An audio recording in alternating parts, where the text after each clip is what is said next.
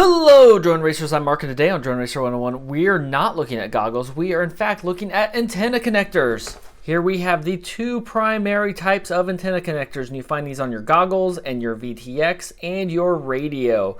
We have SMA and Rp Sma. So Rp Sma means reverse polarity SMA. So it doesn't actually change the polarity of the signal or anything like that. All it means is the centerpiece, the pin, is in the center of the female side and not the male side. So let's get this out of the way first, the naming conventions for these, because I love Rp Sma. Let's get that out of the way too. But they're named really stupid. I stole this from Banggood, who probably stole it from somebody else. So on the left we have SMA. These are the traditional connectors that most people still use. And then on the right we have the SMA. So the gender identification is based off of the center pin. That's true on most all IT connections, cable connections, all standards. It's usually based off the center pin, so not the outside, the inside. So we have the male with the pin and the female with the sleeve. It almost makes it sound dirtier. So then Rp Sma switches that. So we have the Rp Sma male has a sleeve, and the Rp Sma female has the pin. There's a little gender confusion going on here, but that's the way they do it. So no matter which way you look at it, the naming for these seems backwards, but that is just the way it works. So according to Wikipedia, the SMA or sub-miniature version A connector are semi-precision coaxial RF connections developed in the 1960s as a minimal connector interface for coaxial cables with a screw type coupling mechanism.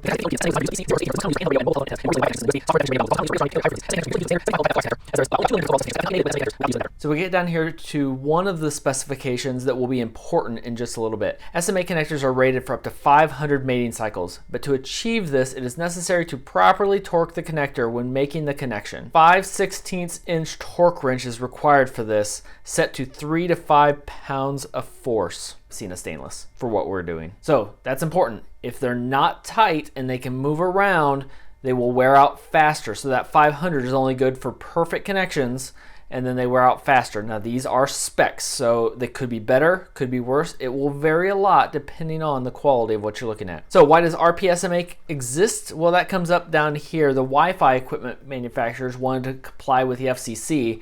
So one of the FCC requirements is that the antennas aren't replaceable. You can't put higher gain antennas on your Wi-Fi router. So they created Rp Sma and use it for your Wi-Fi routers.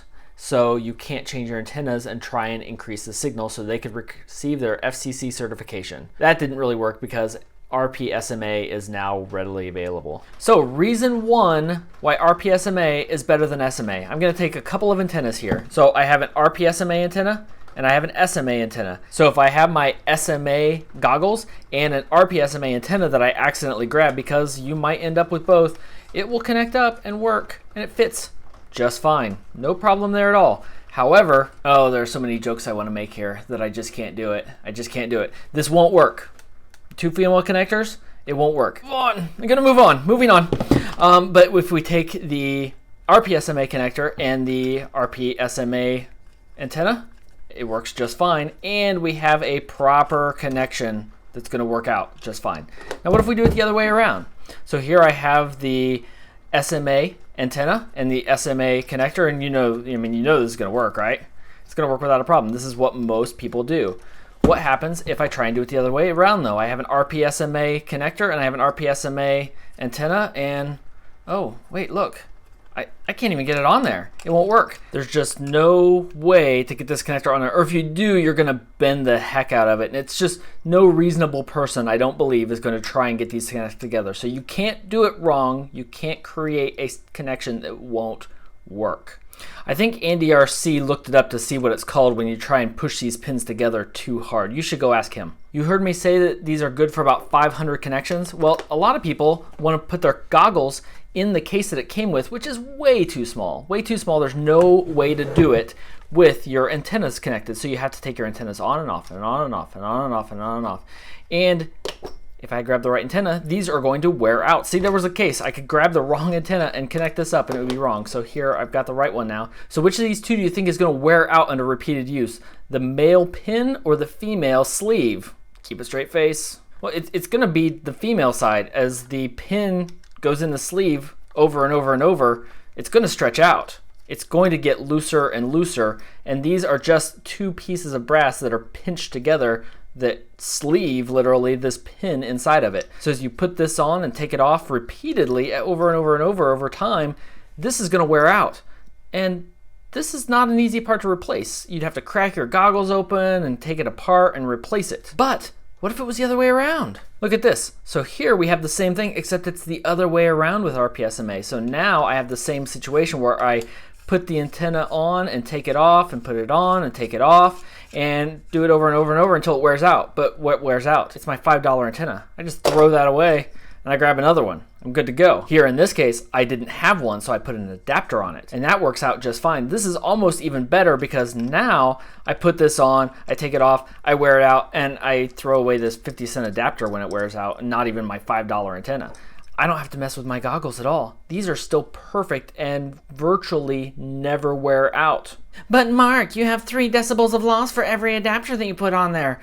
No, you don't. I'm not going to prove this to you. Instead, I'm going to refer you to the master. I'd be crazy. Okay, when it comes to adapters, one of the first things that people think of is the Rp Sma adapter. This little guy here, it simply makes SMA antennas fit on an Rp Sma transmitter or receiver. 0.1 dB of loss at 5.8 gigahertz. I'm not even going to bother checking any other frequencies. That loss is already negligible. I'll link that whole video down below, but it's really, really good to show that these adapters really don't make any difference at all, especially on this, and even more so if I use it on something like this. This is a FrSky R9M module, and this is what finally inspired me to make this video. Somebody was complaining that FrSky used Rp Sma versus the SMA that they use on Crossfire. Like, why don't they follow the standard format? Well, FrSky kind of came out before Crossfire, I'm pretty sure. And if we look here, this is very relevant because this has an Rp Sma connector. So if you put this in your case and you have to take this on and off, especially with this big antenna, over and over and over, you're going to wear out the antenna and not the connector on your module. This actually happened to Joshua Bardwell. He had his X9D SE and he wore it out. It might have been just an X9D that he did the conversion on. And he wore out his antenna by doing it over and over and over. And he found once he replaced the antenna, it was all good to go. At least for a while till he burned out his board. This is most relevant for me on the X-Lite because I have my R9M Lite module here and I have the adapter on it, and it fits in the case just fine like this, but not with an antenna attached. So the stock antenna that came with this was not good. It might be this one, it might be another one that fits on directly, but this is the one you want. I reviewed this, I've used this a couple times. This one is great. You can also get a Mox that's outstanding, but the TBS antenna though is made for the Crossfire, which uses SMA. So I put an adapter on it, which makes this outstanding because now I'm wearing out this adapter. At 900 megahertz, the lower the frequency, the less loss you have with these. So at 900 megahertz with this adapter, I have no loss. It's basically a rounding error on the amount of loss that you have, according to IB Crazy. Don't take my word for it, take IB Crazy's word for it. I will put this on and take this off a lot, and I am not worried about wearing it out, mainly because of this adapter. It makes it kind of the perfect solution. I think that's far better now than changing the module inside. I wouldn't do that at all. I would use these adapters, knowing what I know now. So there you go. There is my reasons why Rp Sma is better than SMA. The only reason people like SMA is because that's what people started using with the very first generation of RCs, so that's what they have. It's not better, it's just what you've got. So if you found this useful, leave a like and a comment down below. If you disagree and you have a reason other than it's what you've already got, the SMA is better, let me know. If there's something I'm missing, I would be happy to find out. But I think overall the industry would be better if it was all using Rp Sma. So until next time, remember, this one was kind of hard to get through.